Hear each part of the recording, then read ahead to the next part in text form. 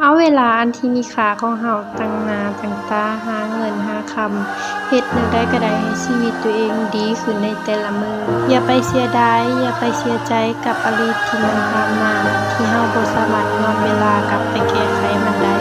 กว่าสิมาฮอดจุดนี้นะเชื่อว่าทุกคนเคยมีความทรงจำที่ดีและก็ความทรงจำที่บ่ดี